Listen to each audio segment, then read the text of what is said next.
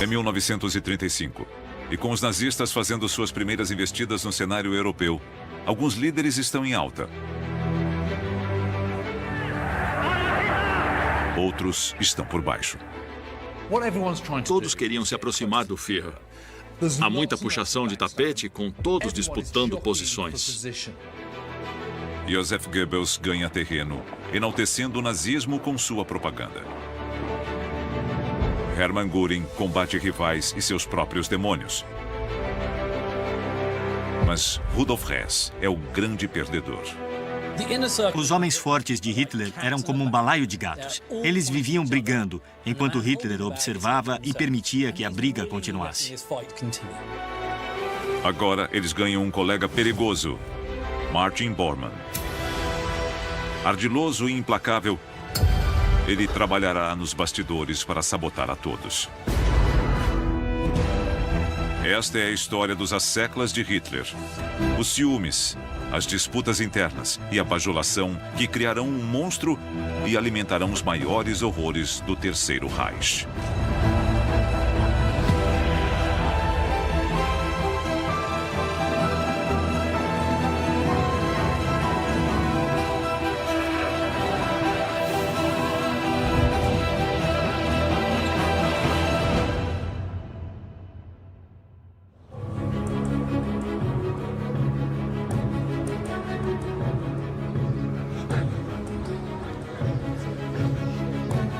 É 1935 e Rudolf Hess, o delegado do Führer, recebe um pedido de seu líder. Um pedido que ele não pode negar. Adolf Hitler quer que ele transforme seu retiro em Obersalzberg no que será, na prática, a segunda sede do governo. Sua Berghof, a corte na montanha. Obviamente, ninguém dizia não a Hitler. Quando Hitler dava uma ordem, por mais que você fosse próximo a ele, tinha que abaixar a cabeça. Hess é o mais antigo e leal seguidor de Hitler. Como um bom discípulo, servir ao seu líder é a razão de sua existência.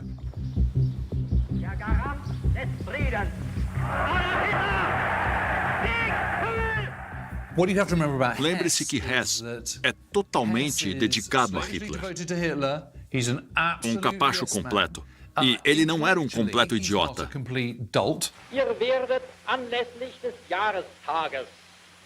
Hess se considera o braço direito de Hitler e o arquiteto da grande visão nazista que conquistará a Europa. Mas ele não entende que os membros da cúpula nazista passam mais tempo lutando entre si do que contra o resto do mundo. E esta é uma batalha que ele jamais vencerá.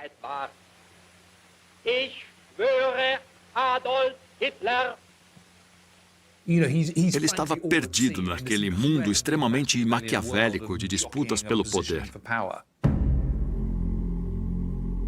Hess é um homem de ideias, que prefere a teoria à prática. E gerenciar um projeto de construção em Obersalzberg, mesmo para seu amado Führer, não combina com seus talentos. Não era uma tarefa muito glamurosa. Ele era o delegado do Führer e foi incumbido de reformar a casa de Hitler. Então Hess decide delegar. E ele conhece o homem perfeito para assumir a tarefa. Seu próprio assessor, Martin Bormann. Ele passou a bola para Martin Bormann e disse: dê um jeito em Obersalzberg. Seria uma decisão fatídica, porque aquela ordem foi uma transferência acidental de poder de Hess para Bormann.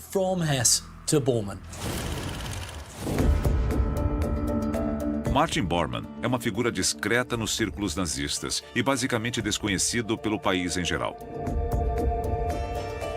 Ele não é um político habilidoso ou um bom orador. O que o destaca é sua capacidade de organização. Quando surge um problema, Bormann tem a solução.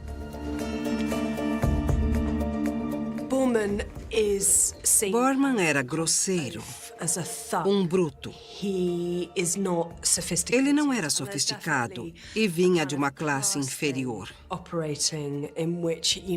Ele não tinha as arestas aparadas. Se Bormann entrasse aqui, ninguém notaria. Ele não era alguém que projetava carisma. Não era um Hitler, um Göring, ou mesmo um Goebbels. Era um homem discreto. Mas não por isso menos perigoso. O posto de assessor no departamento de Hess é apenas um degrau para Bormann. Ele sabe servir, mas é apenas uma fachada. Bormann está determinado a chegar ao centro do poder, custe o que custar. Era um homem implacável, muito ambicioso, que faria o possível para agradar a Adolf Hitler. Um completo psicopata. Ele parecia um capanga da máfia.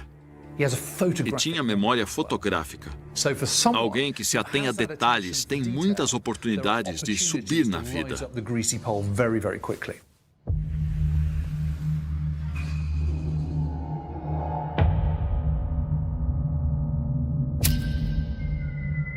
E é exatamente o que ele faz, graças à oportunidade dada inocentemente por seu chefe Hess.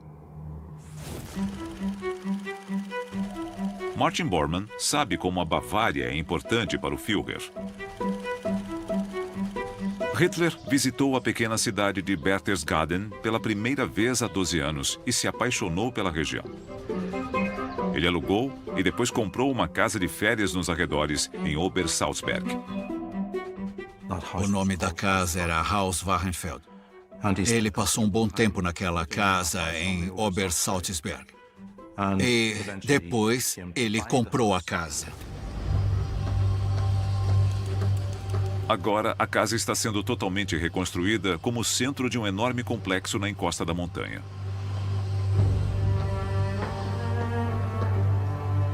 Outros podem ver o Berghof como um mero trabalho administrativo. Mas Bormann é sagaz o bastante para entender que a tarefa pode ser seu passaporte para o alto escalão. Ela pode colocá-lo em contato direto e frequente com o Führer.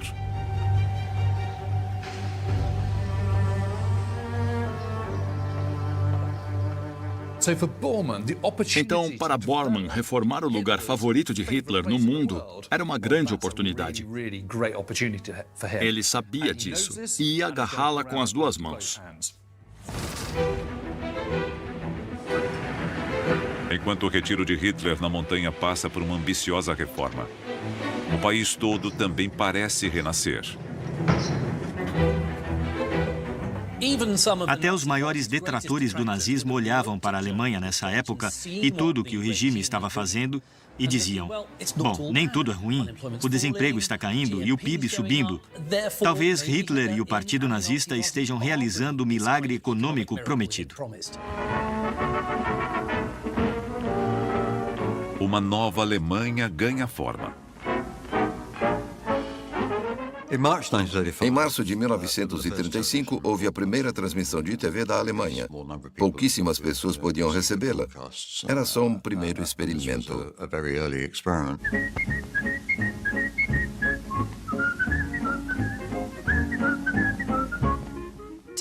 A TV era um grande símbolo da modernidade e os nazistas adoravam tudo o que era moderno, porque isso ajudava a projetar o Terceiro Reich como um movimento voltado para o futuro. O crescimento voltou. E isso podia ser divulgado pelo rádio, pela televisão, pelo cinema. A mensagem foi espalhada e todos na Alemanha e fora dela começaram a acreditar.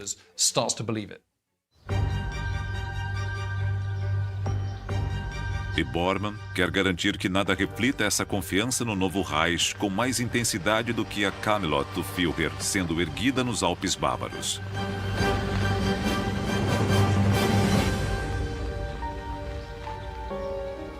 Mas há um problema. Para realizar seus planos luxuosos, ele precisa de mais terras. É um desafio que ele encara com a brutalidade característica. Bormann visita os vizinhos com um pedido: venda e vá embora. É uma proposta difícil de recusar. Ao lado do Berghof havia um hotel e o dono não queria vender.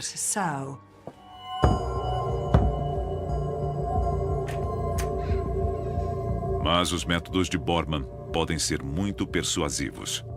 Martin Bormann estava determinado a comprar o prédio, mas o dono estava relutante e se recusou a vender. A resposta de Bormann é rápida e impiedosa. Ele envia o dono ao campo de concentração de Dachau. O dono mudou de ideia sobre vender o hotel. Bormann ofereceu um preço que não era justo na época pelo prédio. E no último minuto, pagou consideravelmente menos. Ele ficou com uma boa parte do valor combinado.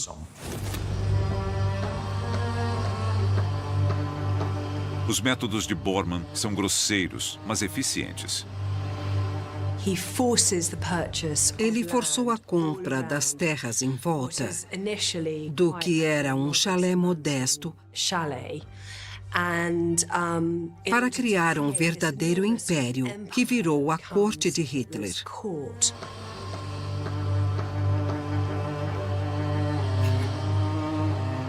Com o novo Berghof ganhando forma, Bormann está em seu elemento, dando ordens aos operários e fazendo de tudo para cumprir os desejos do Führer. Ele supervisionou muito de perto e era um chefe estrito e abusivo. Fazia da vida dos operários um inferno, mas entregava resultados.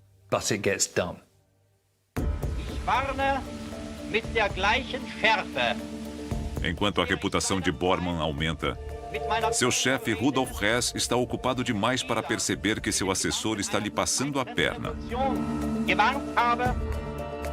E mesmo depois de dar a Bormann acesso ao Führer, Hess não aprende a lição.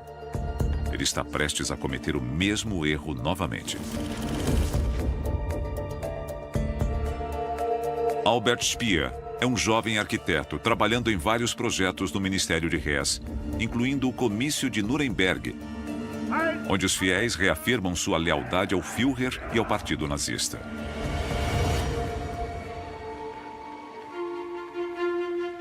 Speer projeta uma enorme águia como parte do cenário. Não querendo assumir a responsabilidade pela ideia, Hess o envia a Hitler. É uma reunião que mudará a vida de Speer. Hitler se encanta com um jovem prodígio. Hitler viu Speer, aquele jovem e elegante arquiteto, e o cooptou para o maravilhoso projeto nazista. Por um tempo, Speer frequentou um mundo dourado e subiu na vida. Cresceu muito, sempre sob o brilho da admiração de Hitler.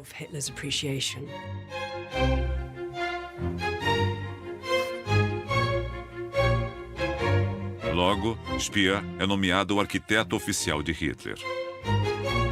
Ele mal consegue acreditar que saiu do nada para se tornar um membro do alto escalão nazista em menos de 4 anos.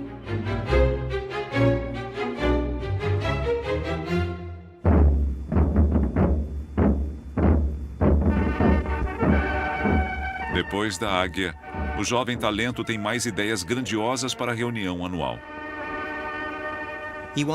Ele queria algo dramático para o comício de Nuremberg e ficou sabendo que nos Estados Unidos eles usavam holofotes apontados para o céu que ficavam parecendo colunas romanas infinitas.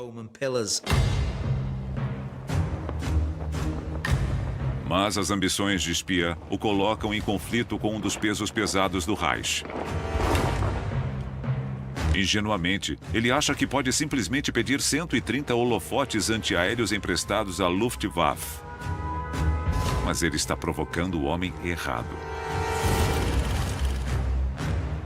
O comandante em chefe Hermann Göring se enfurece, dizendo que é uma ameaça à segurança nacional.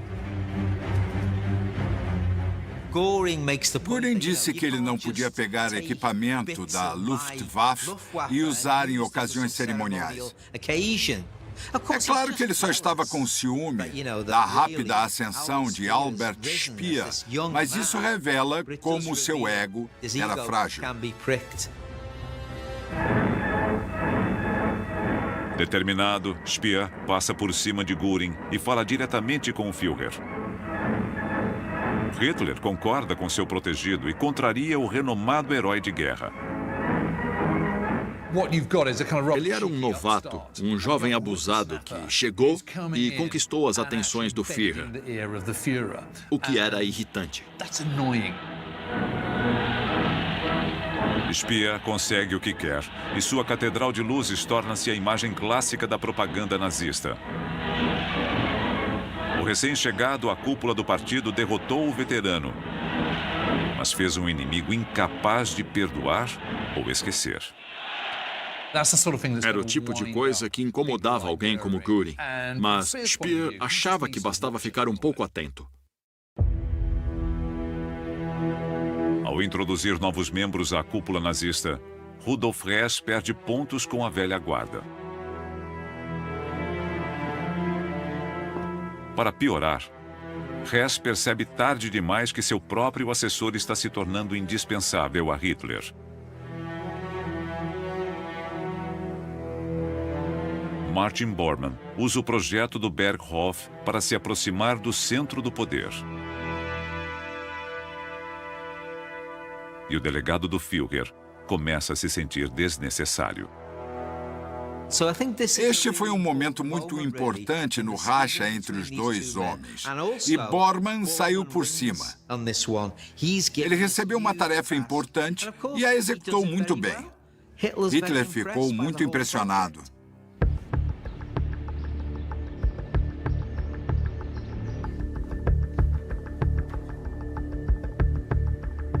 Hess não é o único membro da velha guarda sob pressão. Hermann Göring começa a ficar preocupado com os planos expansionistas de Hitler, quando o Führer define um primeiro alvo: a Renânia. Desde o fim da Primeira Guerra Mundial, os alemães são proibidos de posicionar soldados nessa área ao longo da fronteira ocidental. Mas em 1936, Hitler decide reocupar a região com suas tropas. Ele sabe que será uma atitude popular, em casa, e um recado para a França e a Inglaterra. Ele estava dizendo, não somos mais um Estado vassalo, preso ao Tratado de Versalhes. Vamos retomar a liberdade alemã. Mas é uma aposta. Göring teme que os aliados respondam à provocação com força militar. Göring tinha toda a razão em acreditar que era uma provocação desnecessária. Mas foi voto vencido. Mais uma vez, Göring é obrigado a recuar com seu orgulho ferido. Sem dúvida, Göring seguia Hitler. Ele era muito leal a ele, mas não entendia direito qual era o objetivo de Hitler. Ele certamente queria evitar uma nova grande guerra. Mas as coisas são ainda piores para Hess. Ele pode ser o delegado do Führer, mas sequer foi consultado sobre os planos de reocupação da Renânia. Hitler não permitiu que certas pessoas fossem informadas, e uma delas foi Hess, sugerindo que ele não estava no alto da hierarquia. Ele era útil, mas não digno de receber informações que seriam fundamentais para um ministro importante. Enquanto Hess é excluído, um membro mais sagaz da cúpula nazista vê na Renânia uma grande oportunidade para impressionar o Führer. Joseph Goebbels tem a missão de vender o sonho nazista. E esse é o tipo de ocasião com a qual ele sonha há anos. É sua hora de brilhar.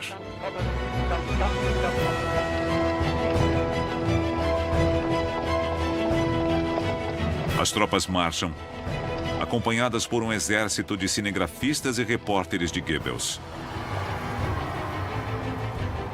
Pela primeira vez desde 1918, ele diz: os alemães podem se orgulhar de algo. A mensagem é alta e clara. A Alemanha está em ascensão novamente.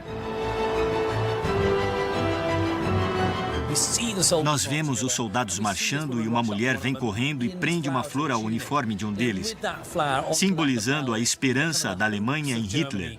E a aposta dele funcionou.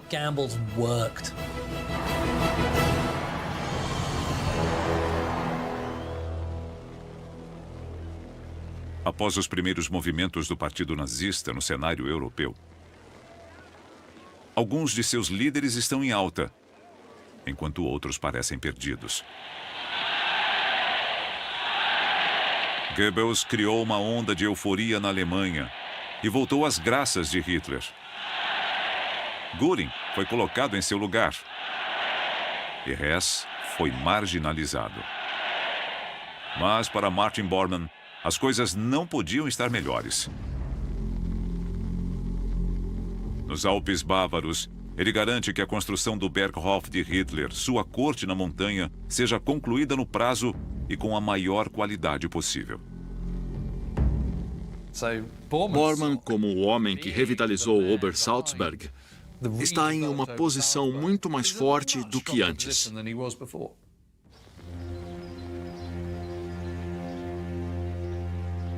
No lugar da antiga casa, existe agora uma residência bem mais imponente, digna de receber o Führer.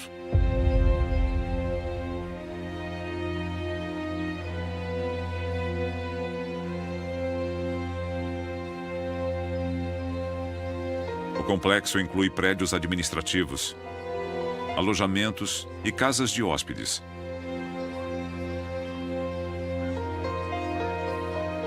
Para o povo alemão, o Berghof se torna um lugar de peregrinação. Grupos escolares e admiradores de seu amado líder viajam até a Bavária de todo o país. E dignatários estrangeiros são convidados a visitar. Entre eles, o ditador italiano Mussolini e o antigo rei da Inglaterra, Eduardo VIII, com sua esposa, a duquesa de Windsor. Eles eram recebidos no Berghof com muitas saudações e guardas da SS. No interior, tudo era muito luxuoso. Não havia dúvida de que era o lar do líder do Terceiro Reich.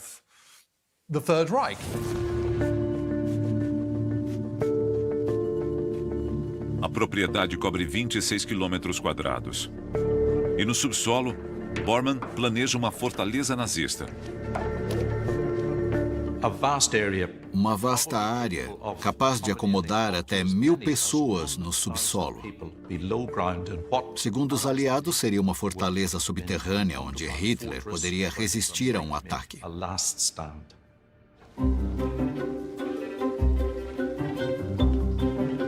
Mas no verão de 1936 não se fala em fortalezas defensivas, muito menos em ataques inimigos. Bormann criou para Hitler uma casa de férias dos sonhos e um quartel-general em um só lugar. Acho que Hitler viu Berghof como uma sede alternativa do governo, parcialmente porque era preguiçoso. Ele gostava de governar a Alemanha de sua sala de estar. Hitler tomou todas as suas decisões e bolou todos os seus planos no sofá estampado de sua sala. Isso é incrível. Para os asseclas no topo da hierarquia, esta é a melhor época. Eles ficarão conhecidos como o Grupo do Berghof. Mas, embora um convite a Camelot de Hitler seja visto como um sinal de aprovação, ele tem um preço.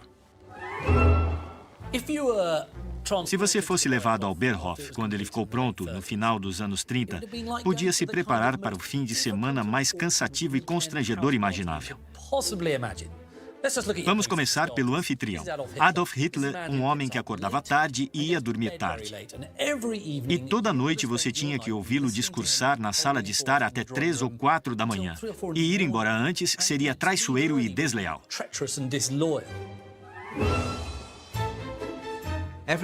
Todos os outros morriam de tédio, mas ele adorava a ideia de uma boa refeição, seguida de um filme de Hollywood, seguido por um monólogo dele que ia até às 3 da manhã. Ele achava maravilhoso.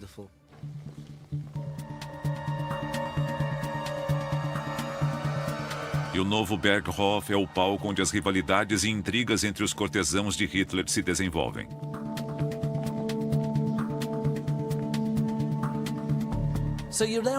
Aí você estava na varanda usando suas melhores roupas quando Hitler aparecia e você tinha que entretê-lo, ser bonzinho e falar as coisas certas. Ao mesmo tempo, você sabia que outro membro da cúpula ao seu lado estava tentando ser o mais bajulador possível. Então, era um círculo vicioso terrível. Uma disputa, basicamente, para ver quem bajulava Hitler melhor. Então eram vários egos enormes e personalidades fortes, os vizinhos do inferno, com todos eles tentando agradar a Hitler para manter suas posições e subir os degraus. Eles não eram amigos pessoais. Bormann e Göring, por exemplo, eram inimigos mortais, eles se odiavam. Himmler odiava Goebbels. Goebbels odiava Himmler. Himmler e Goebbels odiavam Göring. Nenhum deles gostava dos demais, com exceção de Hitler. E havia muito atrito entre algumas das esposas, e as crianças mais velhas deviam notar. Mas quase sempre havia um homem muito simpático chamado tio Adolf, que apertava as bochechas deles, brincava com os cachorrinhos e provavelmente era tudo muito agradável. Mas, na verdade, era o oposto disso. E o mestre de cerimônias da corte nazista é o homem ambicioso nas sombras, Martin Bormann, que é desprezado por todos os seus rivais. Mas isso não o incomoda. Com sua enorme sede pelo poder, após conquistar a confiança do Führer, ele se deleita com a atenção. No Berghof, era Bormann quem realmente mandava. Era a corte de Hitler, mas o feudo de Bormann. E aqueles foram seus dias de glória. E Bormann está prestes a dar um golpe de mestre.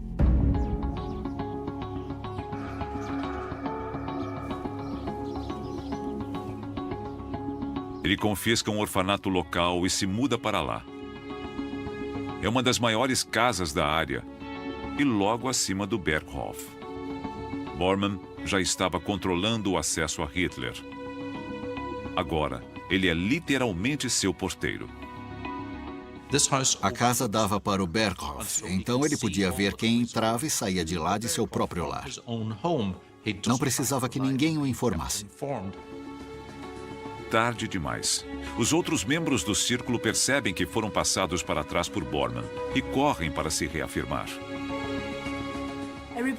Todos queriam saber quem Hitler estava convidando para o Berghof, quem estava andando com ele. E queriam ficar por perto para marcar território e não deixar que ninguém mais se aproximasse de Hitler.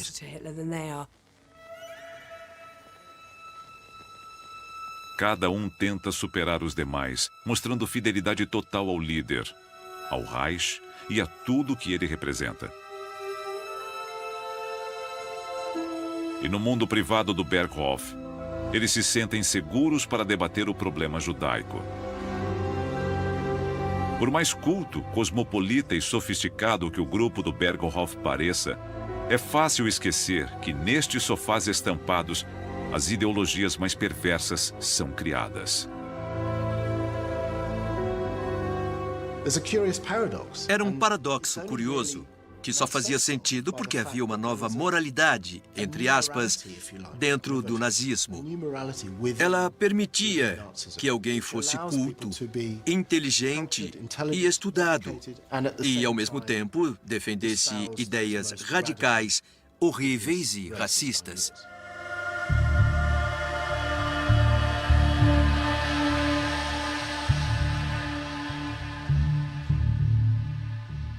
Nos bastidores, Bormann fecha o cerco aos seus rivais e se transforma no cão de guarda de Hitler.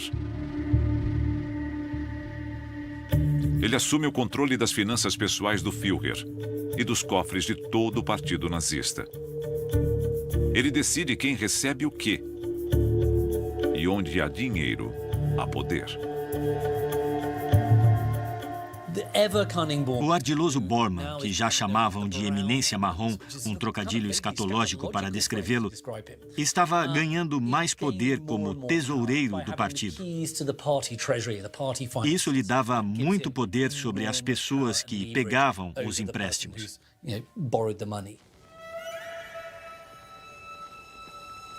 Com o poder de Bormann crescendo, a influência de Hess, ainda seu chefe na teoria, continua a diminuir. Ele é a única pessoa ausente destas imagens descontraídas gravadas no retiro. A maior evidência da marginalização de Hess é o fato de ele não estar nas filmagens do Berghof. Ele aparece raramente. Ele não era uma figura popular, era um pária.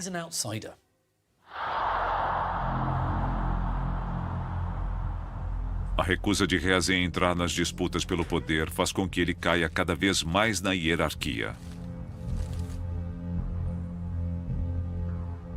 A cada desfeita, real ou imaginária, sua mágoa aumenta. Ele se torna um hipocondríaco, buscando terapias alternativas para tratar suas supostas enfermidades. Seu comportamento se torna bizarro. Göring, após mencionar sua nevralgia a Hess, recebe um dia um monte de pacotes. Para a diversão dele, Hess disse que ele devia usar aquelas panelas para tratar a nevralgia. Ele devia enchê-las com água em diferentes temperaturas e mergulhar diferentes partes do corpo nelas. E depois disso, Göring não conseguiu mais levar Hess a sério e achou que ele tinha enlouquecido. Hess era um homem perturbado. Ele estava inseguro quanto ao seu papel no partido e se retirando, voltando a ser o sujeito estranho que sempre foi.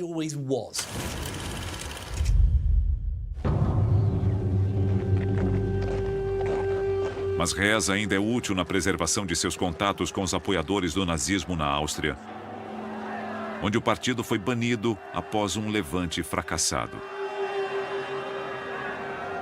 O trabalho de Hess como mensageiro prepara o terreno para a invasão do país vizinho, que Hitler enxerga como o primeiro passo rumo ao domínio da Europa.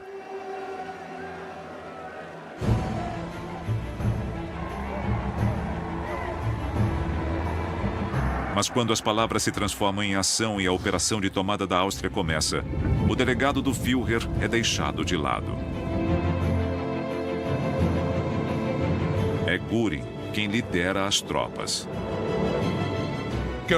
Em primeiro lugar, Göring fez uma grande exibição de força da Luftwaffe. Os aviões sobrevoavam, davam meia volta, eram reabastecidos e continuavam.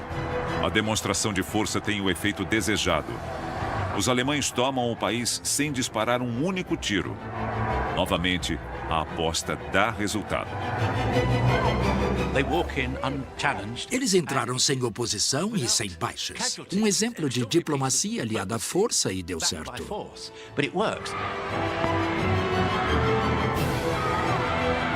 Anschluss, ou união da Alemanha com a Áustria, é o maior triunfo de Hitler até o momento. E os austríacos parecem receber seus novos mestres de braços abertos. Como na Renânia, funcionou. Se funcionasse, ótimo. Se não, seria um desastre. Mas deu certo. Ninguém desafiou o blefe. Depois de fazer todos os preparativos, este deveria ser o momento de Hess. Mas quando Hitler é aplaudido pelas multidões em Viena, não há nem sinal do delegado do Führer. Podia ser a maneira de Hitler dizer: você não está nas primeiras fileiras dos que vão me servir daqui em diante.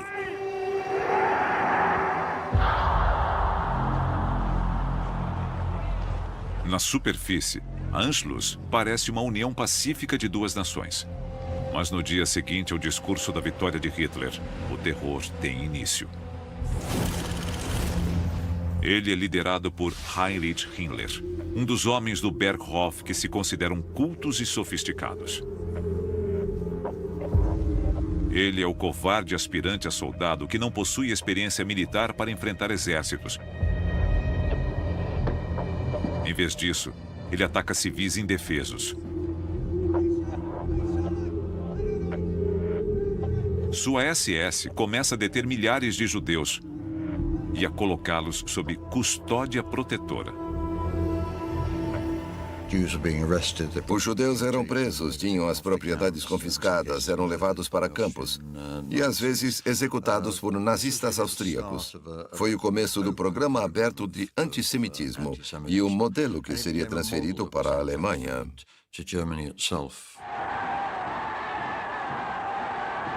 De volta a Berlim, Göring é aclamado ao lado de seu Führer, enquanto um eufórico e alienado público alemão celebra mais uma grande e aparentemente pacífica vitória.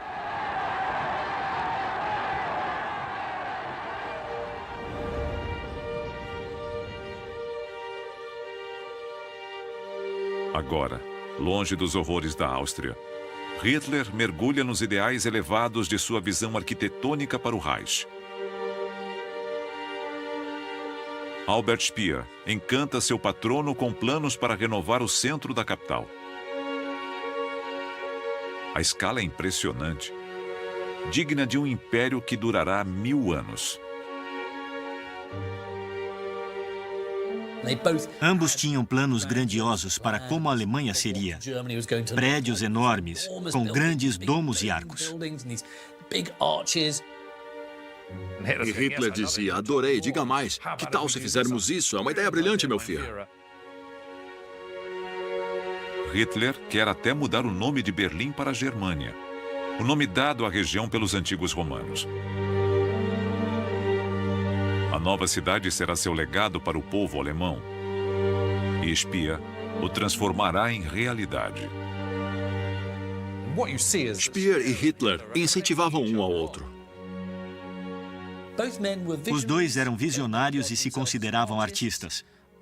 Mas há uma linha fina separando os visionários dos sonhadores. E eu diria que eram ambos sonhadores.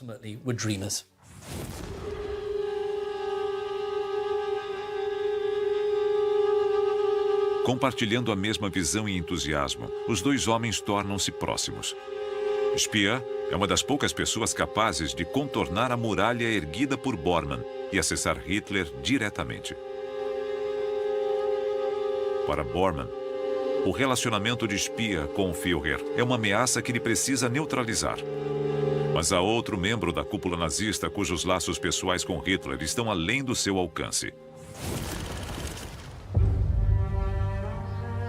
Essa pessoa é Eva Braun. Ela é a amante de Hitler há 6 anos.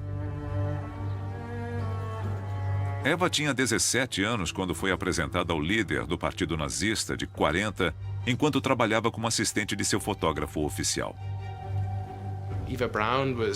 Eva Braun era uma pessoa bem extrovertida. Ela gostava de se divertir, de se exercitar e de fumar.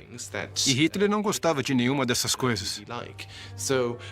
Então, quando Eva Braun ficava sozinha, no Berghof, com um pequeno grupo de amigos, levava uma vida totalmente diferente de quando Hitler estava lá.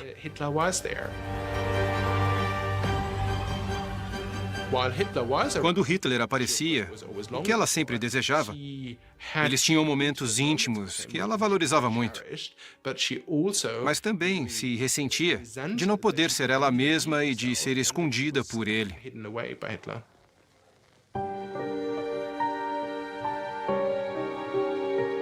Eva nunca aparecia em público, mantida em segredo do povo alemão. Era necessário para a imagem de Hitler que, como Elvis, no começo da carreira, ele não tivesse uma namorada, porque isso decepcionaria suas fãs. Seria ruim para Hitler, o astro da política alemã, ser visto em uma relação romântica, conjugal ou sexual com uma mulher. Por isso, Eva era mantida em segredo. Eva Braun pode parecer uma típica garota inocente em seus filmes caseiros. Mas ela tinha uma influência única sobre o Führer, e seus rivais na cúpula nazista sabiam disso.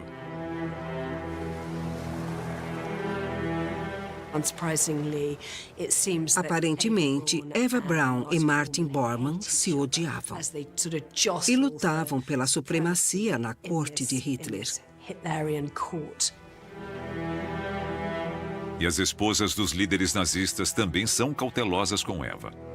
Elas se envolvem nas intrigas e nos conflitos tanto quanto seus maridos.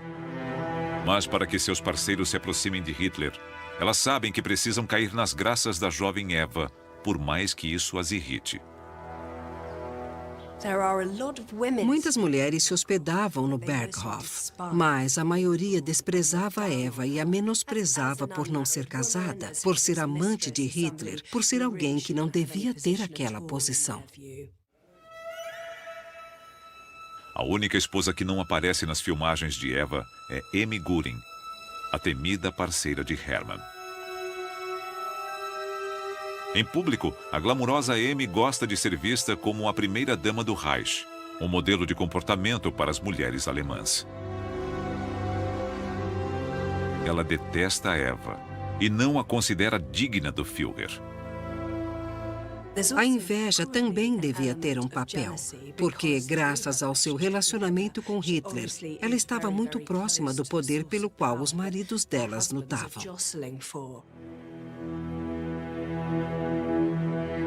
Até os homens tratavam Eva com cuidado e não se importavam em bajulá-la, como ela registra em seu diário. Goebbels me mandou um lindo colar de pérolas e escreveu: "O mais belo presente que posso dar ao meu honrado e amado Führer é este pequeno símbolo do meu respeito por você." Mas o gesto extravagante de Goebbels para conquistar o favor de Eva Braun é um passo em falso. Goebbels, apesar de toda a inteligência, continua impossível. Ainda não sabe que Adolf odeia pérolas e que não me deixa usá-las em sua presença. Ele diz que dão azar.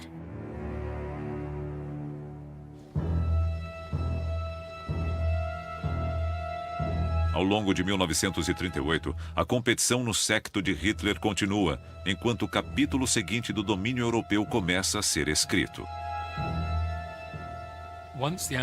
Depois do sucesso da Anschluss, todos sabiam que Hitler voltaria suas atenções para a Tchecoslováquia. O oeste da Tchecoslováquia, a região dos Sudetos, abriga uma minoria de habitantes de língua alemã, que já está sendo mobilizada em apoio à causa nazista. O plano de Hitler é usá-la como uma desculpa para invadir.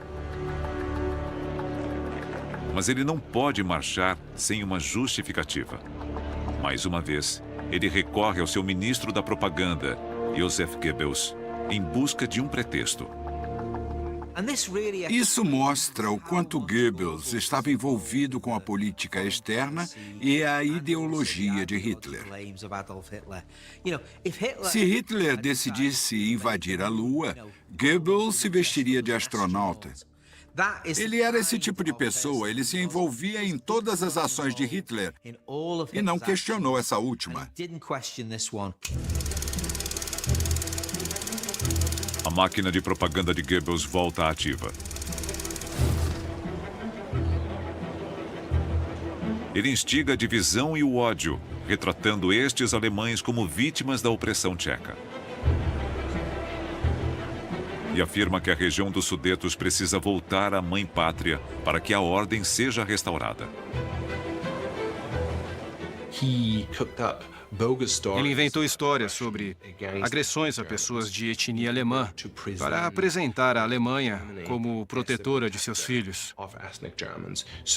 Goebbels vendeu essa invasão como uma intervenção humanitária.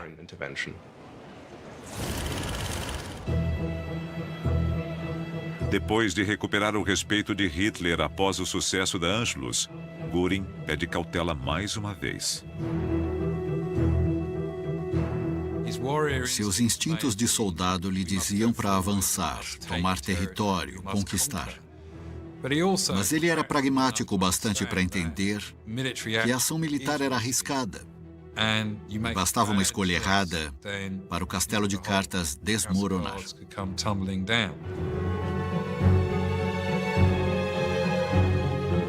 Novamente, Hitler ignora o conselho de Göring. O veterano de guerra não aprendeu que seu líder não muda de ideia depois que se convence de algo.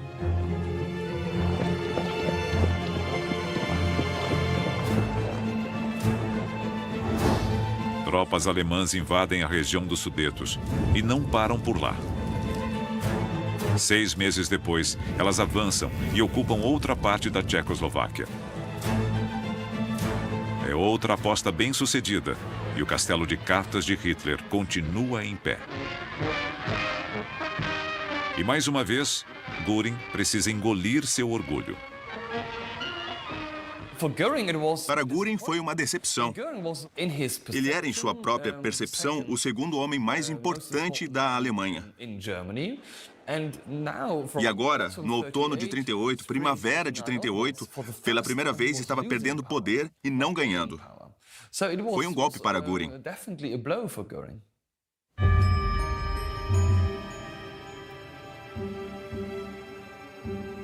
Abalado, Göring tem mais um problema.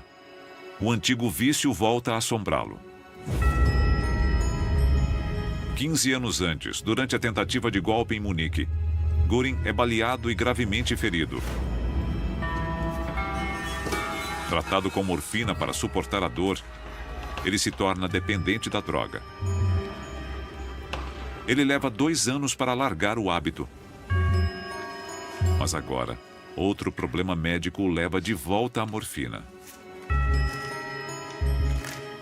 Göring teve problemas dentais graves que exigiram uma cirurgia dolorosa.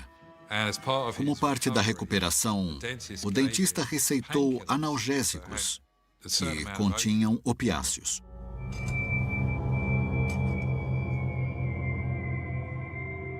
Logo, ele se vicia novamente. E nos anos de guerra que virão, os boatos sobre o vício em morfina mancharão o currículo de Göring. E sua carreira continuará instável. Ele não consegue se concentrar em dirigir a Luftwaffe. E é visto deitado no sofá durante o dia, entorpecido, comendo, bebendo e usando drogas demais.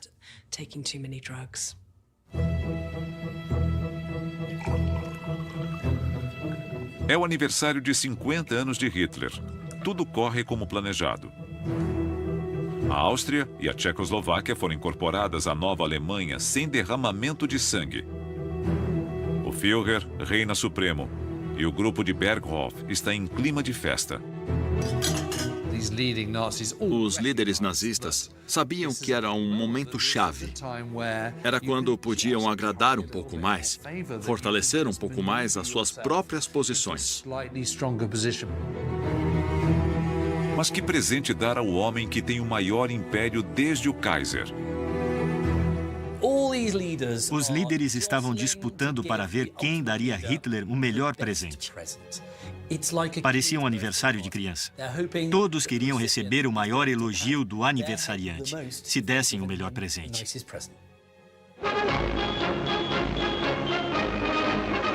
Cada membro do séquito de Hitler tenta superar os demais com gestos extravagantes para mostrar sua lealdade.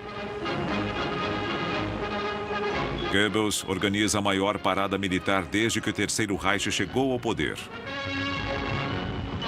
Göring promove um sobrevoo impressionante da Luftwaffe. Speer apresenta uma enorme maquete de um arco da vitória que quer erguer em homenagem ao Führer.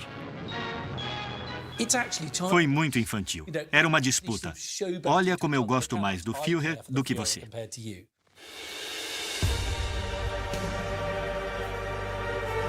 Mas Bormann, previsivelmente, supera a todos. A um custo enorme, ele constrói uma linda casa de chá no alto da montanha, acima do Berghof, que depois os aliados chamarão de Ninho da Águia. O Ninho da Águia é um prédio espetacular. Ele domina a área. Foi a cereja do bolo de aniversário.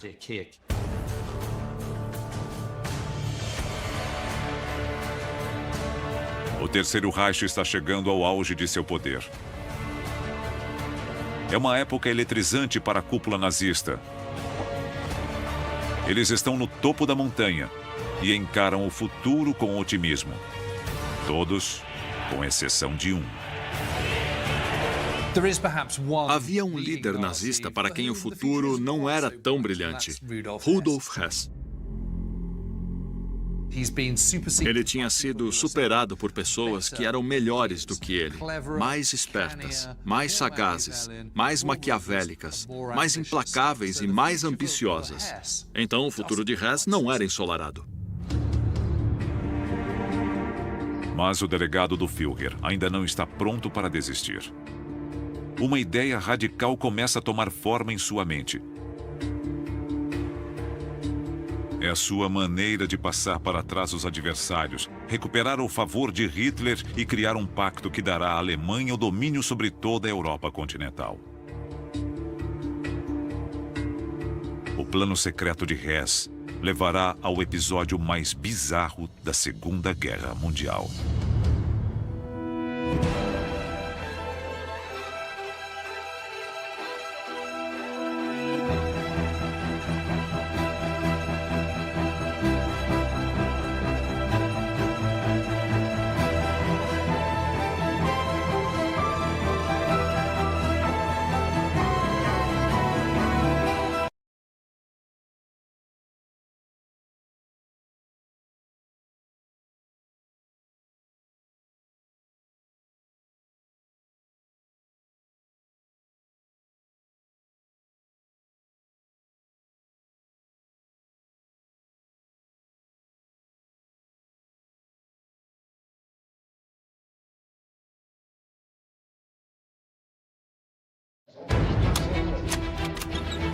Com a Alemanha nazista marchando rumo à guerra total, os líderes do Terceiro Reich sentem a pressão.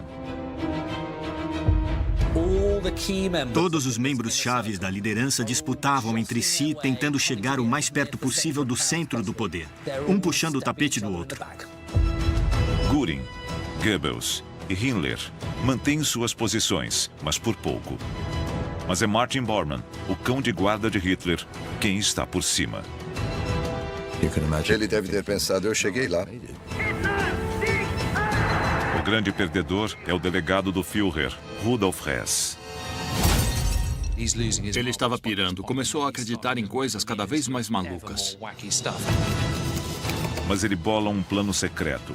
É uma ideia absurda, irresponsável e perigosa. Deve ser o plano mais louco já inventado. Esta é a história dos asseclas de Hitler.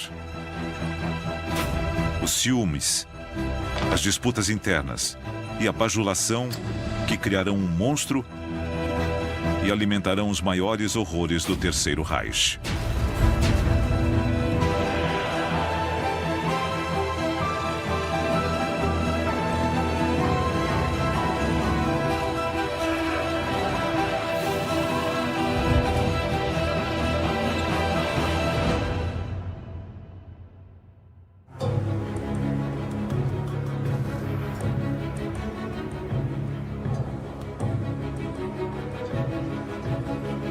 O alto escalão do Partido Nazista assume seu lugar no pódio do Reichstag. Entre eles, o ministro da Aeronáutica, Hermann Göring, e o veterano do partido, Rudolf Hess. Göring recuperou a admiração de Hitler após a conquista da Áustria e da Tchecoslováquia, sem que um tiro fosse disparado.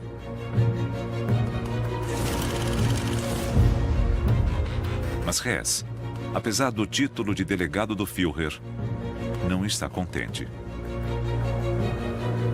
Eles vieram assistir a um discurso de seu líder ao povo alemão e sabem que o futuro deles depende de seus planos. Hitler estava quase no auge do poder. Ele controlava tudo. O clima devia ser eletrizante. Os membros chaves da cúpula estavam esperando por ele, pelo discurso mais importante que ele já fizera.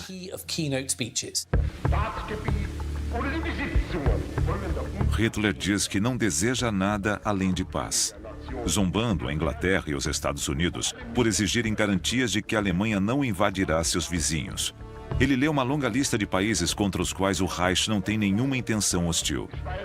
Liechtenstein, Luxemburg, Polen, Ungarn, Rumänien, Jugoslawien, Russland, Bulgarien, Türkei, Irak, Arabien, Syrien, Palästina, Ägypten.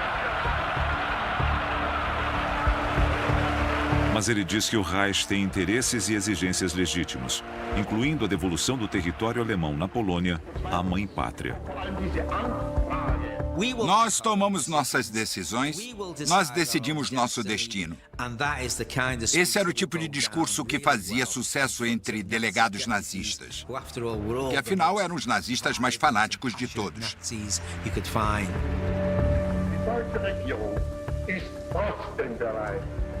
Hitler alega que a Alemanha é uma vítima inocente da agressão estrangeira, especialmente da Polônia. O discurso foi um apelo ao povo alemão. Essa é a questão. Se houver uma guerra, que seja, mas nós temos a razão. Muito convincente, apesar de ser mentira. Nem todos concordam com a visão de Hitler. O velho herói de guerra Göring teme que seu Führer esteja dando um passo maior do que a perna. Mas é Rudolf Hess quem tem o pior pressentimento. Hess era um anglófilo. Ele entendia a força da Inglaterra especialmente, mas também da França e dos Estados Unidos.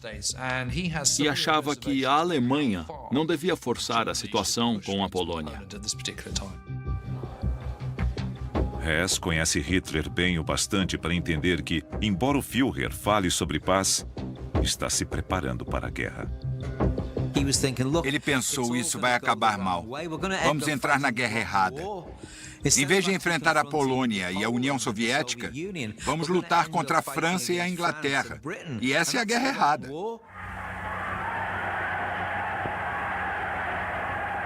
No passado, Hess foi o principal confidente de Hitler.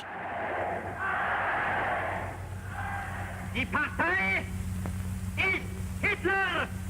Hitler aber ist Deutschland! Die Deutschland! Hitler! Hitler! Sieg! Sieg! Sua devoção a Hitler é fanática.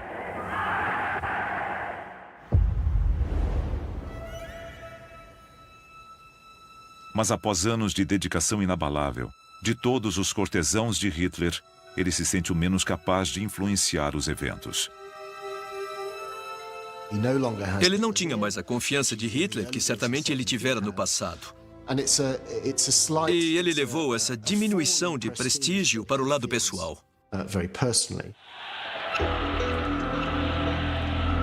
E embora os dois homens tenham muito em comum, as obsessões de Hess começam a irritar Hitler. Hess era um homem muito estranho. Quando ia visitar Hitler no Berghof, ele levava sua própria comida. Hitler ficava ofendido. Isso era muito rude. Hess tem bons motivos para estar paranoico. Até sua própria equipe conspira contra ele. 6 anos antes, Martin Bormann, um burocrata do Partido Nazista, impressionou Hess com sua eficiência discreta e foi transferido para seu gabinete pessoal. Mas, desde então, o ambicioso Bormann se aproximou gradualmente de Hitler e nunca perde a chance de sabotar Hess.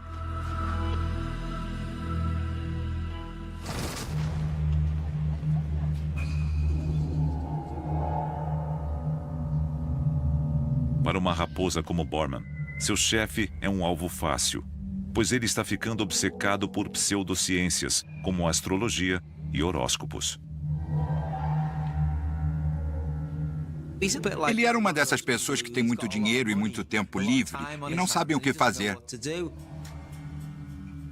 Hess sempre se interessou por ocultismo, o que hoje chamamos de esoterismo. Ele se interessava por magia negra, astrologia, divinação, pêndulos, telecinese.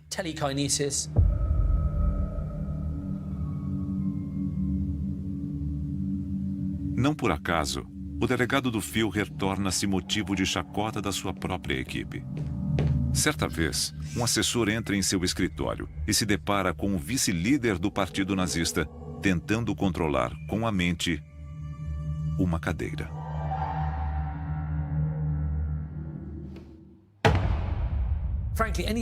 Qualquer um que ache possível impedir que uma cadeira tombe usando a mente não é a pessoa mais estável.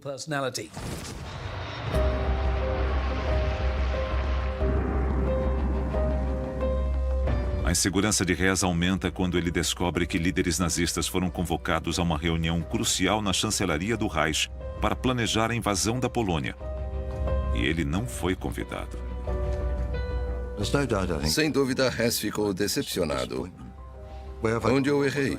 O que preciso fazer para recuperar o meu posto? Por que fui deixado de fora? Ele não era um político sagaz e estava cercado de pessoas como Göring e Himmler, que eram.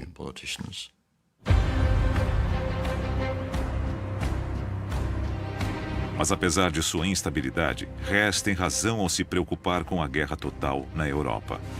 E não está sozinho. Os preparativos para a invasão da Polônia continuam. E Hermann Göring também está ansioso. Ele sabe que Hitler está de olho na Rússia comunista e a Polônia é apenas um degrau rumo ao seu grande objetivo. Göring tinha contatos na Inglaterra. Por isso, ele achava, bem mais do que Hitler, que uma invasão ao leste levaria ao envolvimento do Reino Unido, mergulhando a Alemanha numa guerra de duas frentes, uma ocidental e uma oriental, e que eles não venceriam uma guerra como essa. E isso explica sua hesitação em 1939.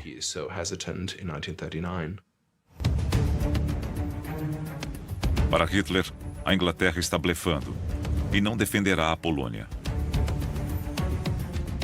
Göring teme que o Führer esteja subestimando Londres, mas entende que seu líder não mudará de ideia. Então, ele faz um recuo tático.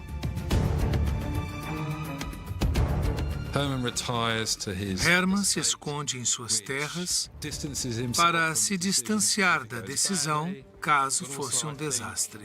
E também para preservar seu relacionamento com Hitler. Ele não queria se tornar uma pedra no sapato de Hitler.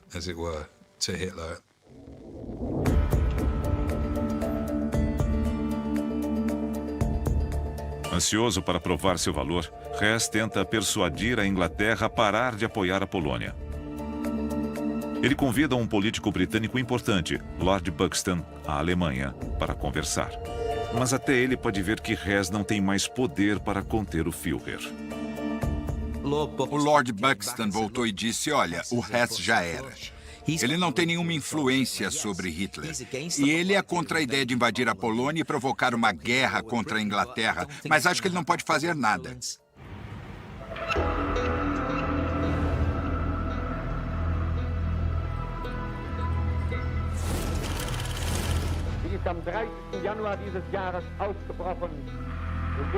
Joseph Goebbels, o respeitado ministro da propaganda de Hitler, não tem reservas quanto a entrar em guerra e oferece um pretexto para a invasão da Polônia. Sua máquina de propaganda produz matérias, algumas delas narradas em inglês para o público internacional, dizendo que poloneses descendentes de alemães estão sendo atacados. Thousands of them flee before the persecutions of Polish gangs. Their homes are systematically burned down and devastated by the Poles. Mas todas essas notícias são falsas. Eles baseiam toda a mensagem no sentimento antipolonês nutrido pelo público alemão. Goebbels instigou isso. Foi fácil para ele incentivar essa hostilidade e pregar a guerra contra a Polônia.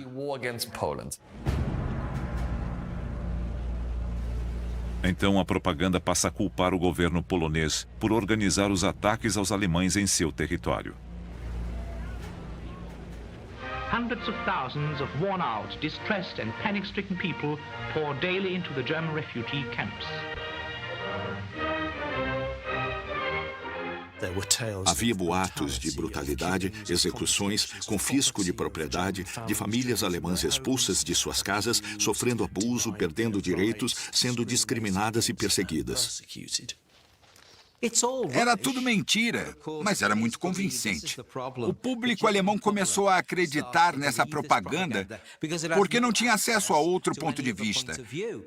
Goebbels tinha o monopólio das opiniões.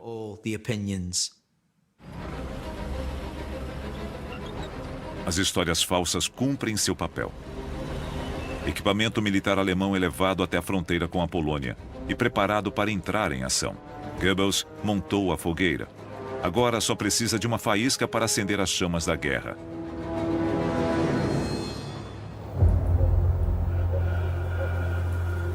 E eles logo a conseguem.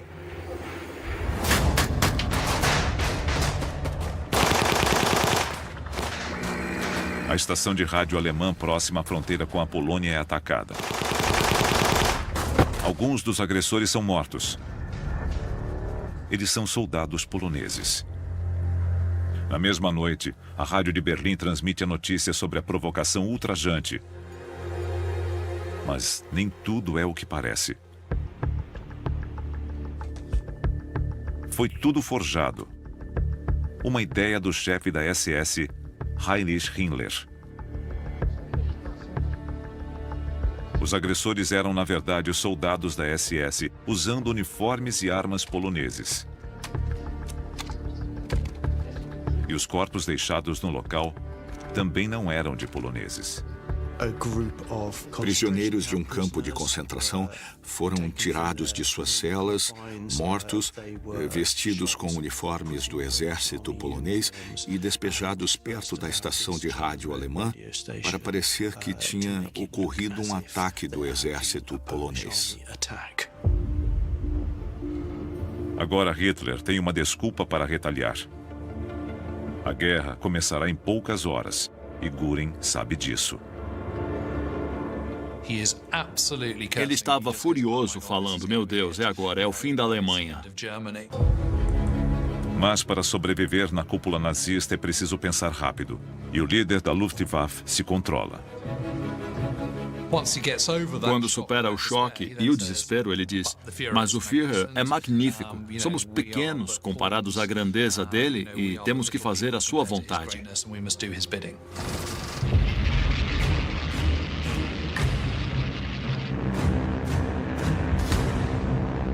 A alvorada de 1º de setembro de 1939, o ponto sem volta do conflito mais letal da história humana. A Luftwaffe de Göring inicia a Segunda Guerra Mundial bombardeando alvos civis na Polônia.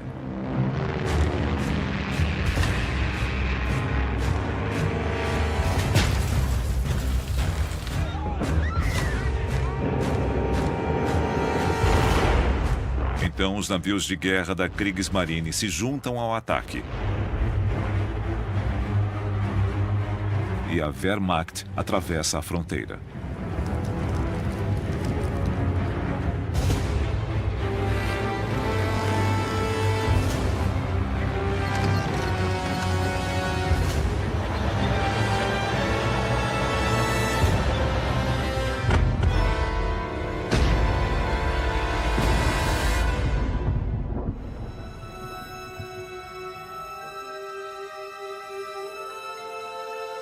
Agora que o conflito começou, com entusiasmo renovado, reza-se nos documentos que incorporam o território polonês ao Terceiro Reich. Sua devoção fanática a Hitler supera qualquer dúvida pessoal em relação à guerra. Hess percebeu que precisava fazer o que Hitler quisesse. E se Hitler queria invadir a Polônia, ele podia ajudar ou não. 2 dias após a invasão, Todos os planos mudam quando a Grã-Bretanha declara guerra.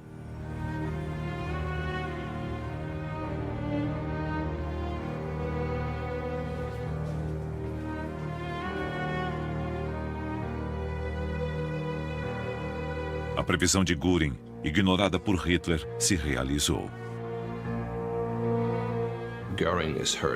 Ouviram Göring murmurar: se perdemos a guerra, que Deus tenha piedade de nós. Por outro lado, ele sabia que não era o momento de desafiar Hitler e que Hitler certamente não gostaria de ouvir. Eu avisei. Então, apesar de suas reservas, ele decidiu que precisava aceitar e ajudar Hitler.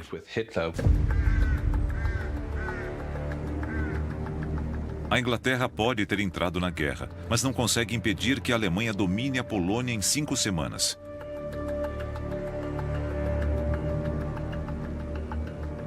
Göring é o herói do momento. Mais uma vitória em seu currículo após a anexação da Áustria e da Tchecoslováquia.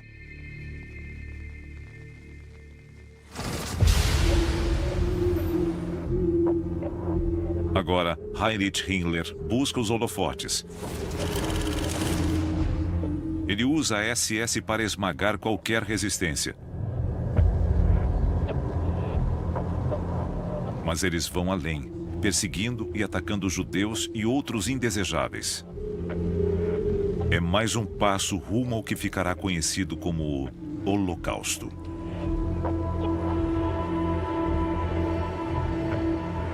Por enquanto, a grande campanha de Hitler por novas terras ao leste corre como planejada. Mas agora, a cúpula nazista enfrentará uma ameaça existencial, que surge no berço do Terceiro Reich.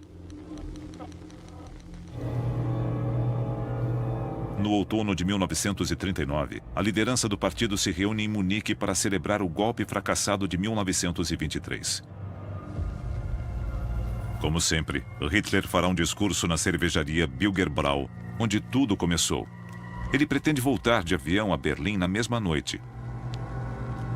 Mas com um nevoeiro sobre a capital da Bavária, é obrigado a mudar de planos. Seu piloto Hans Bauer disse que não podiam decolar. Então ele decidiu voltar de trem, o que significava que o discurso dele na cervejaria teria que ser abreviado, para que Hitler deixasse a cervejaria mais cedo. Um fotógrafo está lá quando Hitler inicia seu discurso antes do programado. O Führer deixa a cervejaria assim que termina. Exatamente 30 minutos depois.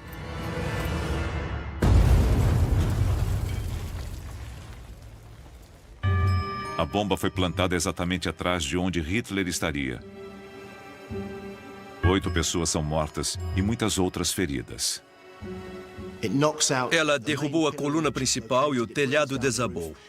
O salão ficou em ruínas. E houve o caos.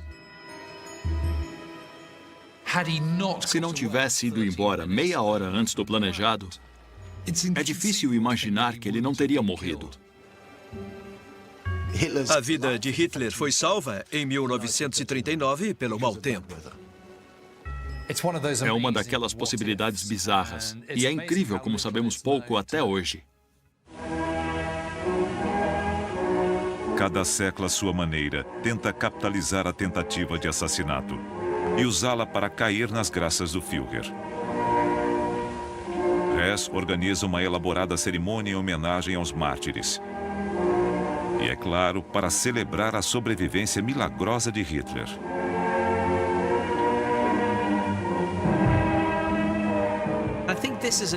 Foi uma tentativa de dizer: eu ainda estou aqui, eu ainda amo o Führer, eu quero voltar à órbita dele. Foi uma atitude desesperada e patética.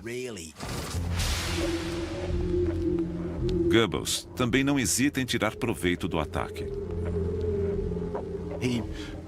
Ele informou aos jornais, quase palavra por palavra, o que eles deviam dizer. Basicamente era: só pode ser obra dos ingleses. A culpa é do nefasto serviço secreto britânico, justificando a guerra contra os ingleses e franceses. Mas, como sempre, Com Goebbels, é mentira. A bomba não foi obra de agentes inimigos. Ela foi plantada por um alemão agindo sozinho. Georg Elser queria impedir a guerra, temendo o sofrimento humano que ela causaria. Ele é pego tentando fugir pela fronteira com a Suíça e confessa. Ele acreditava, em retrospecto, corretamente, que Hitler estava levando o país de volta à guerra. E, ao contrário de seus compatriotas que também tinham dúvidas em relação a Hitler, ele decidiu fazer algo a respeito, o que mostra a coragem de Elser. Para Heinrich Himmler, o encarregado da segurança pessoal de Hitler, a tentativa de assassinato é uma péssima notícia. Himmler ficou absolutamente furioso. Aquilo era da alçada dele. E de acordo com o chefe da Gestapo local, Himmler não hesita em descontar sua frustração no prisioneiro. Himmler assumiu parte do interrogatório e espancou aquele sujeito. Ele se sentia humilhado e talvez quisesse provar o seu próprio valor e provar que era tão grande e forte quanto muitos de seus rivais. Eu quero garantir que esse cara sofra. Mexeu com o Führer, mexeu comigo.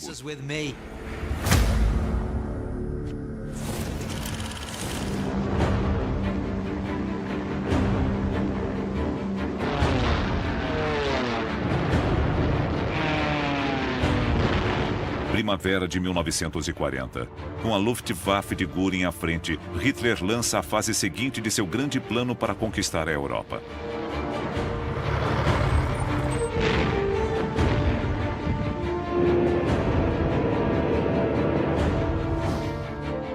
Primeiro, as tropas alemãs ocupam a Dinamarca e a Noruega.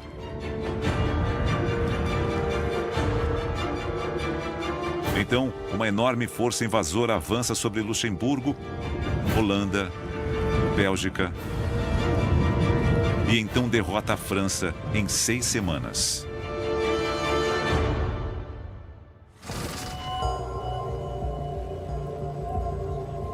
As forças britânicas no norte da França são esmagadas pela velocidade da Blitzkrieg alemã.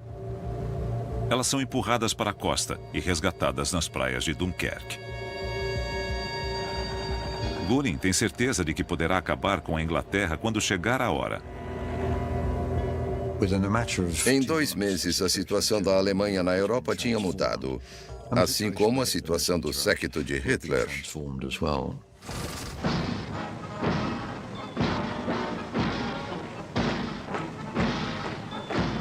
A conquista da França marca o apogeu do sucesso militar do Terceiro Reich.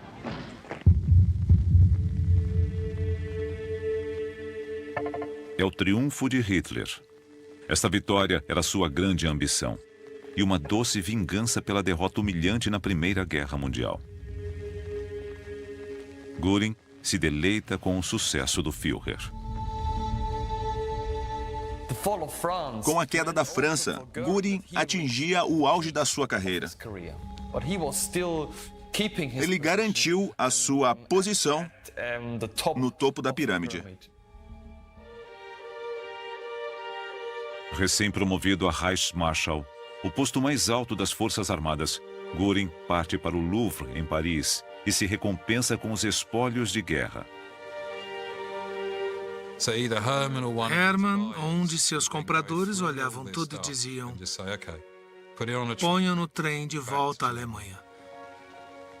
Foi roubo descarado, basicamente. A escala da pilhagem de Göring só será revelada no fim da guerra, quando seu tesouro for descoberto pelos aliados, escondido na Alemanha. Os favoritos da cúpula, Bormann e Goebbels, também estão em Paris prosperando à sombra de Hitler. Goebbels organiza a sessão de fotos perfeita para o heróico conquistador.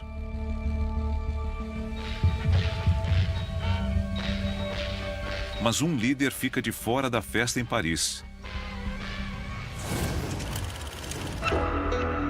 o delegado do Führer.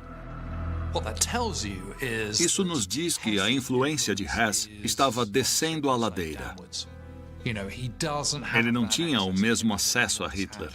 Pessoas mais espertas, mais maquiavélicas, de quem Hitler gostava mais, estavam se aproximando dele. Um daqueles sempre ao lado de Hitler é Albert Speer. Antes, um membro júnior da equipe de Hess, mas agora o arquiteto-chefe do Reich. Aos poucos, ele assume o papel de confidente de Hitler e seus diários registram a queda de Hess. Hitler me disse após uma conversa de muitas horas com Hess. Com Hess, toda conversa se torna um martírio insuportável. Ele sempre me procura com assuntos desagradáveis e não deixa para lá. Então temos evidências de pessoas próximas a Hitler de que Hess estava, como dizer, vou ser bem claro, deixando Hitler maluco. E acho que era verdade, no caso de Hess. E revela que Hess estava se tornando um incômodo.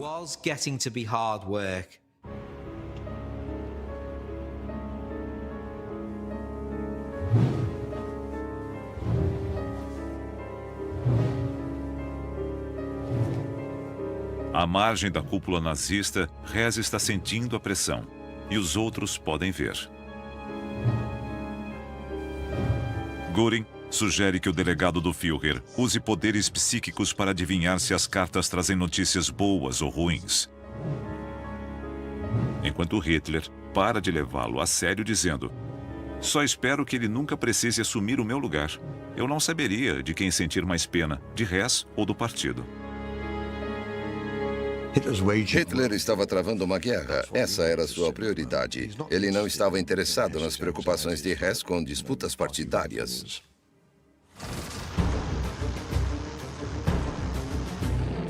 Pouco mais de 3 semanas após a rendição da França, a Luftwaffe de Göring lança um ataque à Inglaterra, o prelúdio de uma invasão.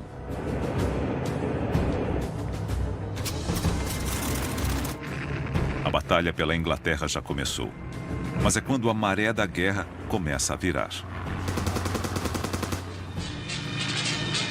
The battle is fought above the clouds, but this is how it ends. Another. And another. 169 in one day.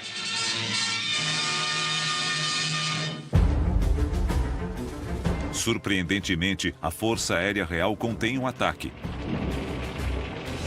E a Blitz, o bombardeio intensivo de cidades e indústrias por todo o país, não diminui a determinação britânica. Pela primeira vez, a máquina de guerra alemã não parece tão invencível. Isso revelou um dos grandes pontos fracos de Göring. Embora ele fosse um herói de guerra, não tinha formação como oficial e não sabia o que estava fazendo como comandante em chefe da Luftwaffe.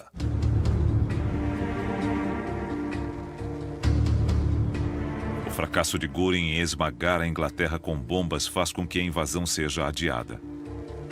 A reputação do comandante da Luftwaffe ganha uma nova mancha. Sua sorte pode estar acabando. Enquanto isso, Hess renova sua determinação. Ele começa a bolar um plano secreto, uma chance de se redimir com a ajuda de uma habilidade que aprendeu há muitos anos.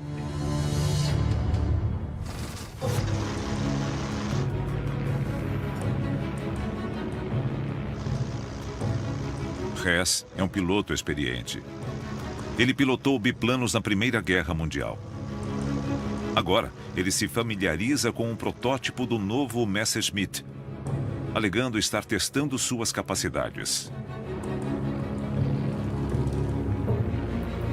Normalmente, o 110 conta com 2 pilotos, mas Hess o modificou para poder voar sozinho. E ele instala tanques de combustível extras para aumentar sua autonomia.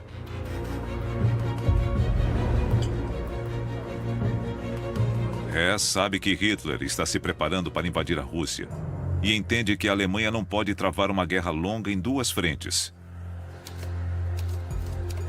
Seu plano absurdo é agir pelas costas do Führer, voar até a Inglaterra e tentar se reunir com um contato influente que ele espera pode apresentá-lo a Winston Churchill. Seu objetivo: convencer os ingleses a proporem a paz. Ele sabia que, se conseguisse firmar a paz com a Inglaterra, isso agradaria a Hitler. Aqui, meu Führer, eu lhe trago a paz com a Grã-Bretanha. E isso também o levaria, em um piscar de olhos, de volta à cúpula do partido.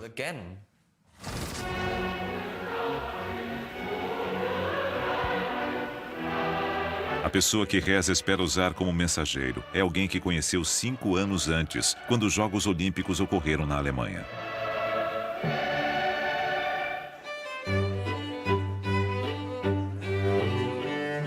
Nos bastidores, os líderes nazistas deram festas luxuosas para os dignatários estrangeiros. Em uma delas, Hess teria sido apresentado a um conhecido aristocrata escocês. Ele afirmou ter conhecido o Duque de Hamilton em um desses banquetes. E eles teriam criado um laço que Hess usaria no futuro. Como Hess, o Duque de Hamilton é um excelente piloto. Na verdade, ele é famoso no mundo da aviação por ser a primeira pessoa a sobrevoar o Monte Everest com um biplano. Para Hess, o ousado aventureiro com um título sofisticado era uma figura central na elite britânica. Alguém bem relacionado, próximo à realeza e talvez com acesso direto à liderança britânica.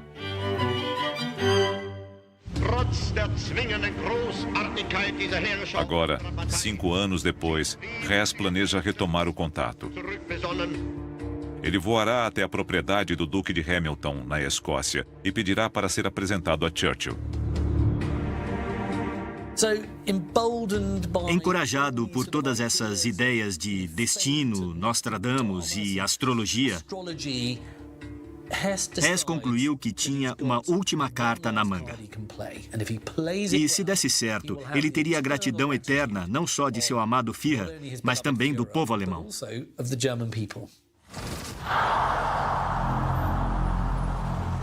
No início de maio, Hess visita o Führer na chancelaria do Reich.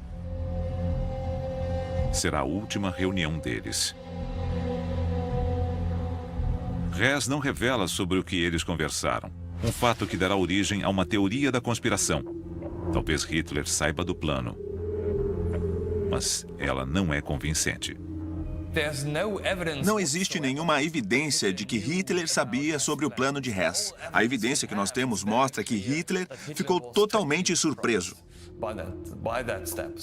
Para mim, tudo indica que Hitler não sabia que Hess planejava voar até a Escócia e negociar a paz com a Inglaterra.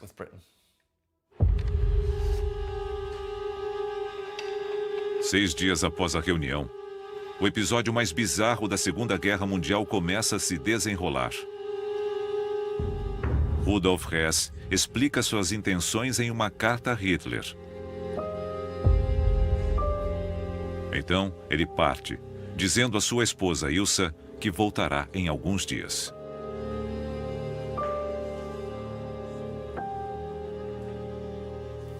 Em 10 de maio, Hess faz sua última jogada. É um lance de um homem desesperado.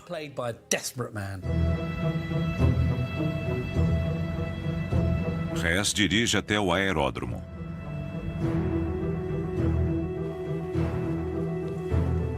Ele pede a seu secretário que entregue a carta a Hitler em mãos no dia seguinte.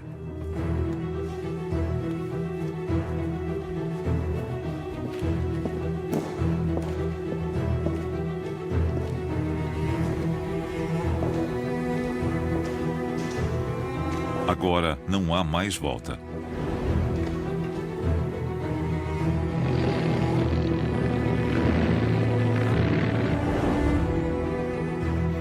Hess atravessa a Alemanha e o Mar do Norte em direção à Escócia.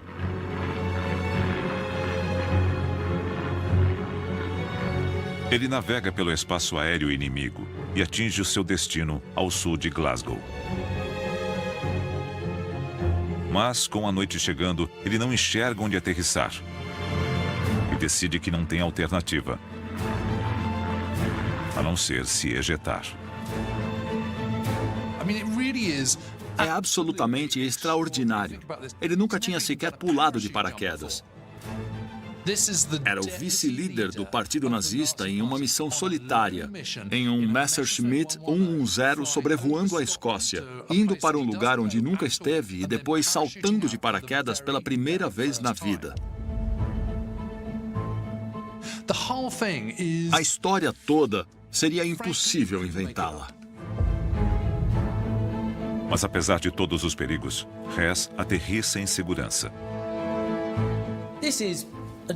Aquilo foi quase um milagre.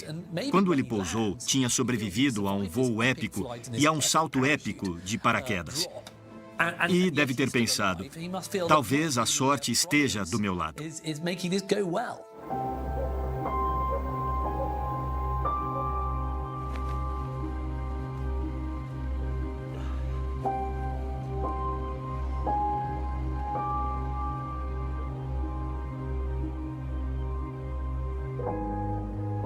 Após ouvir a queda do avião, um camponês vai investigar. E fica cara a cara com o delegado do Führer. Eu sou alemão, anuncia o articulado intruso. E tenho uma mensagem importante para o Duque de Hamilton. Então, o guarda da fazenda local chega à cena. Então as coisas ficaram engraçadas. O que aconteceu a seguir foi digno de uma comédia inglesa antiga. O fazendeiro o levou para casa e lhe deu um chá, como um bom britânico. Nós somos assim, todos ganham uma xícara de chá, incluindo o segundo nazista mais importante. Mas as boas-vindas duram pouco. Finalmente, ele foi levado a um alojamento onde ficou detido e seus problemas realmente começaram. O prisioneiro é identificado como o vice-líder inimigo. Não é a recepção que ele esperava.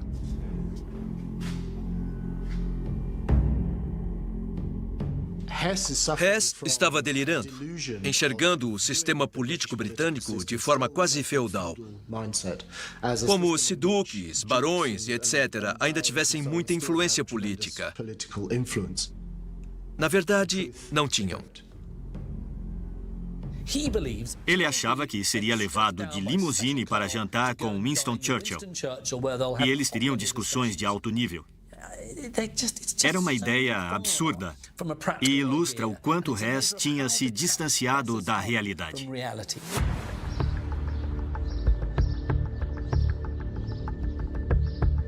No mesmo fim de semana, Adolf Hitler está aproveitando uma folga em seu retiro na Bavária, o Berghof.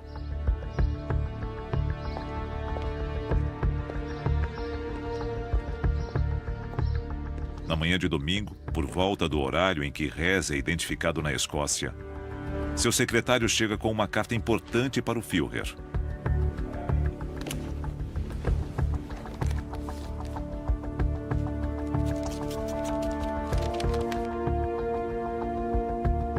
Meu Führer, quando receber esta carta, eu estarei na Inglaterra. Como pode imaginar, a decisão de dar esse passo não foi fácil para mim. Hess disse, eu fiz isso pelo seu bem, meu Führer, e pelo bem da Alemanha. A guerra com a Inglaterra não é do nosso interesse. Devemos firmar a paz. Meu Führer, se este projeto, que admito tem poucas chances de sucesso, terminar em fracasso e o destino decidir contra mim, isso não pode prejudicar ao senhor ou à Alemanha. Sempre será possível para o senhor negar toda a responsabilidade. Diga apenas que eu sou louco. No alto do Obersalzberg, daquela montanha, formou-se uma tempestade. E no centro dela estava Hitler, tomado pela fúria. Seu colega mais fiel tinha pegado um avião no meio da noite e ido embora sem contar a ele.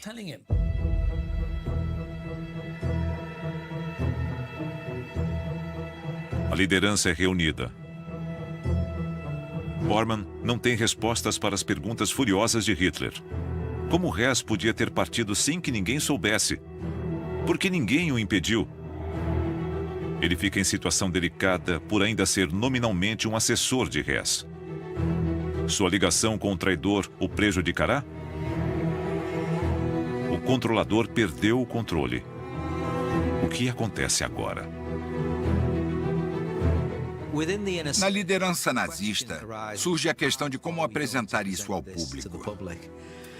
Então, Martin Bormann liga para Joseph Goebbels e ele responde: em algumas situações a propaganda não tem as respostas, e esta é uma delas.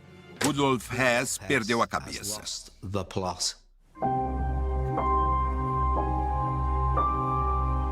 Em seu diário, Goebbels resume o clima na cúpula. A questão toda é uma grande confusão no momento. Um golpe duro, quase insuportável. O Führer está arrasado. Que imagem para o mundo. O delegado do Führer, um homem mentalmente perturbado. Terrível e impensável. Agora temos que aguentar firme. Goebbels faz exatamente o que Hess sugeriu. Suas estações de rádio informam que Hess está louco. The letter he left unfortunately shows in his confusion the evidence of a mental derangement, which leads us to fear that party member Hess has fallen victim to a delusion. A notícia também sugere que o avião do delegado do Führer provavelmente caiu ou sofreu um acidente.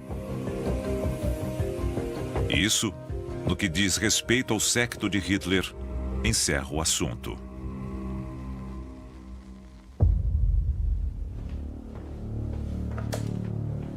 Hess deixa de existir. Ele nunca mais deve ser mencionado em público. Mas uma pergunta desconfortável permanece na mente de muitos alemães, embora ninguém ouse fazê-la em voz alta. Se Hess estava louco, como ainda mantinha o posto de delegado do Führer? Precisamente 4 horas após o boletim urgente da rádio alemã, a BBC transmite este anúncio surpreendente. Here is the news from London. Rudolf Hess, Hitler's deputy, has flown from Germany and landed in Scotland by parachute. Os cinejornais exploram ao máximo os eventos bizarros. A chegada inesperada de Hess à Escócia é um momento de leveza durante os dias sombrios da Blitz. His name is David McClegg. He works on a farm not far from Glasgow. He saw Rudolf Hess coming down in the darkness by parachute. Yes, I'm the man that captured Rudolf Hess. Os ingleses trataram como uma grande piada. I went over to the farm and the only weapon I could find was a pitchfork. Que história é essa? Não pode ser verdade. The man refused tea and would only have a drink of water. Churchill não deu nenhuma importância. A imprensa britânica tratou como uma enorme piada. O que está acontecendo aqui?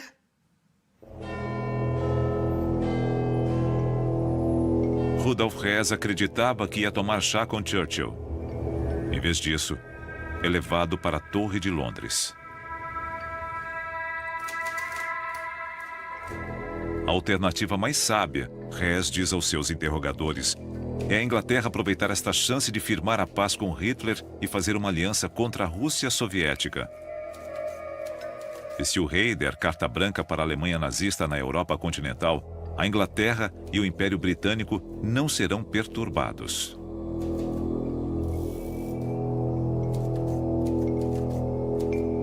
Os interrogadores não conseguem decidir se Hess está delirando ou se fazendo de louco. E sua chegada à Inglaterra coincidiu com um dos piores ataques aéreos da Blitz, no qual 12.000 pessoas morreram. Winston Churchill não tem nenhuma intenção de negociar a paz. Então foi uma grande catástrofe de todos os pontos de vista, para Hess, para Hitler, para Goebbels ou para qualquer um na Alemanha nazista. No Berghof, Bormann quer preencher a vaga aberta e começa a se distanciar imediatamente de seu antigo chefe. Ele manda interrogar a esposa de Hess, Ilsa, e ameaça despejá-la da casa da família. Mas ela recorre a Eva Braun, e Hitler acredita que ela não estava ciente do plano. Em dias mais felizes, Bormann batizou 2 de seus filhos como Rudolf e Ilsa em homenagem a seus padrinhos. Agora, ele entra na justiça para mudar seus nomes. Em dias, quando a tempestade se acalma, a lealdade de Bormann é recompensada. Hitler extingue o posto de delegado do Führer e, apesar dos protestos de Göring e Goebbels, nomeia Bormann chefe da chancelaria, seu assessor mais próximo e guardião das chaves do poder.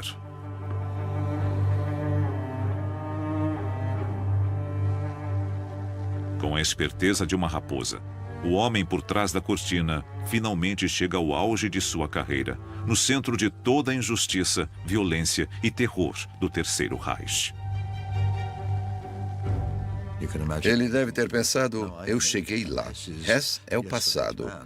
Eu tenho tudo pela frente. Então se sentou, pôs os pés na mesa e puxou um cinzeiro para fumar. Podemos imaginar que para Bormann foi um momento especial. Na Inglaterra, Hess é transferido para um esconderijo nos arredores de Londres. Hess ficou detido e deve ter se sentido um fracasso. E ainda mais solitário do que se sentia no Terceiro Reich. Ele devia saber que seu futuro era incerto e que devia estar sendo vilipendiado não só pela cúpula do partido, mas por todo o mundo. Estava fora do jogo.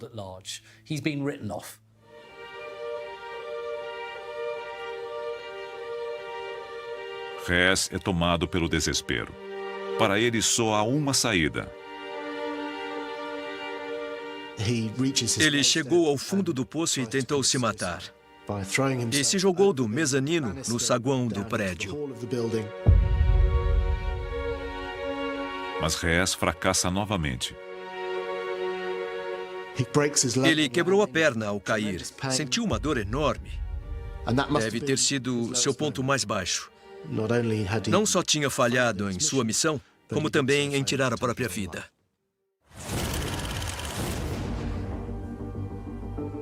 Rudolf Hess passará o resto da vida atrás das grades. Ele abre seu coração em cartas para sua família e amigos. Meus caros, não podem imaginar como estou pensando em vocês. Meus pensamentos estão também com o Führer e com toda a nação. Algum dia voltarei para casa. Anseio isso com prazer. É verdade, não realizei nada. Não consegui impedir a loucura da guerra, nem evitar o que previ. Mas fico feliz em pensar que tentei. Por um lado, podemos simpatizar com o que ele escreveu. Ele parecia um homem que desejava a paz mais do que a guerra. E de todos os membros da cúpula, ele parecia o menos belicoso. Mas não devemos ser muito gentis com Hess. Ele ajudou a divulgar e a levar ao poder um dos regimes mais cruéis que o mundo já viu.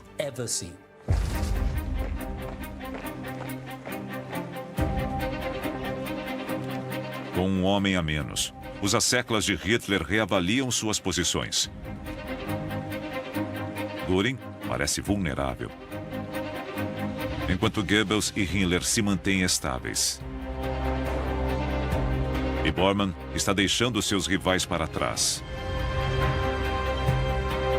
Mas com o avanço da guerra, as disputas no círculo próximo a Hitler se tornarão ainda mais intensas.